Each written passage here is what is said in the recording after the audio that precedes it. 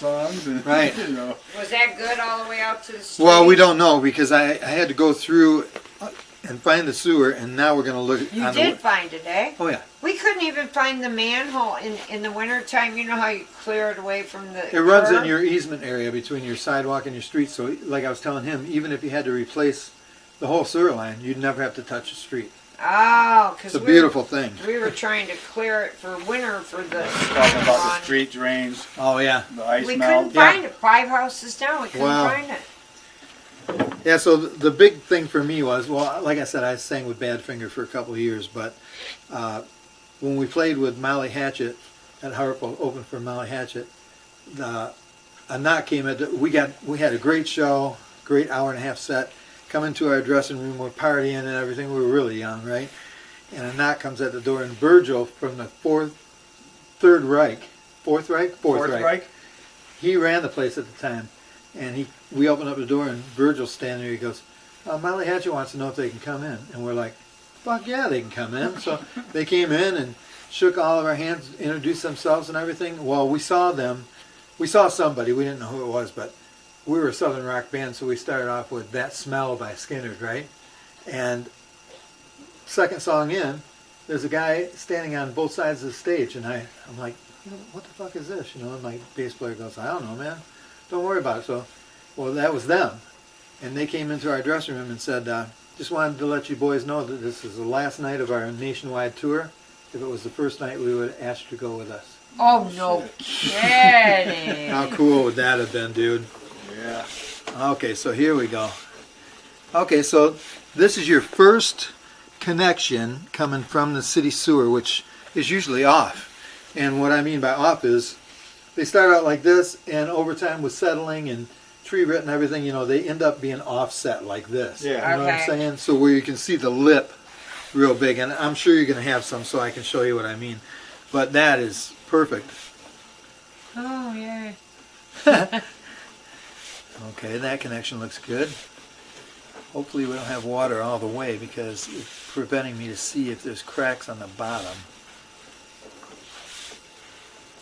Little belly there at 45 what's all feet. that stuff? Belly, Just shit in the pipe. 45 feet out. How long is this belly? So see that out around the coupling connection? Yeah. That's just calcium deposit. So that can actually close the pipe off if it grows enough. But that's not even enough right now to where I'd say clean that. Okay. If it's blocking 2/3 of the pipe of the flow, then I'd say what you can either use for that calcium deposit. You can either use a hydrojet, which costs a lot of money, or you can just use an expandable cutter, which goes in the pipe hole closed, and when it gets in the pipe, it opens at the wall and cuts at the wall. I see it all the time where there's tree root in the line, right? And the tree root is blocking the whole 6-inch line, right? Oh. And you have a plumber come out with a 2-inch spade and put a 2-inch hole through the 6-inch tree root, right?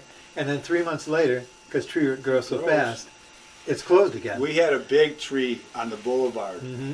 You're when we moved in here. Yeah, when we moved in here. And Yeah. a storm took it out. Yeah, So apparently yeah. And we haven't seen nothing. And what happens is, once the tree's removed, the tree root still grows Right. up to 6 years. Well, it's been over 6 years. Yeah, so- we're lucky there. It's been over 6 years. There we go. Nice and dry there. More calcium. But that's at every fitting, right? Yes. And these are 2-foot sections here.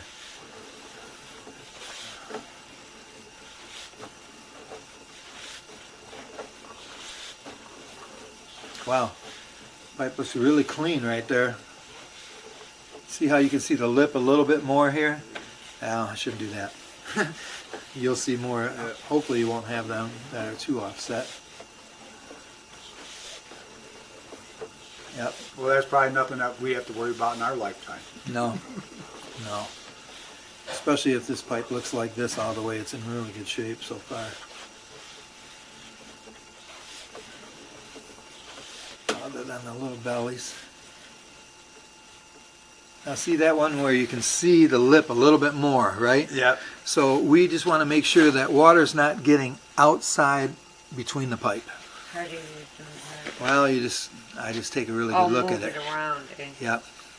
It's not nowhere near getting outside that pipe. Yeah. Good. That's But it wouldn't, isn't this like where the maximum water flow is?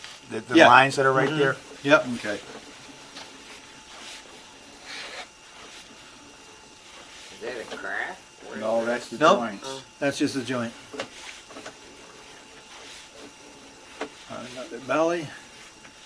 See what I was telling you before is the belly is still going, and we're only 16 feet out. So Are bellies supposed to be there? no, you should No. not have bellies, Oh.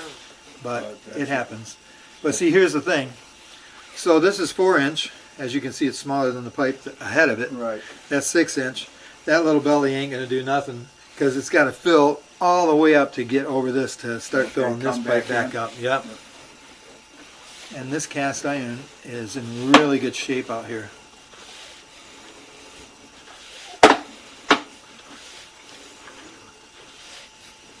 Now the other drain hole to your right on the floor that's like That's the storm drain.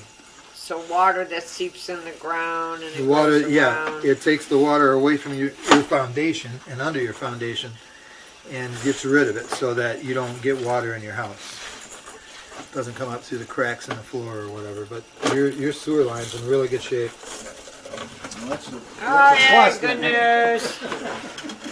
Well, It's just, it really is good news because if it was bad, Yeah, I know. it'd be really bad.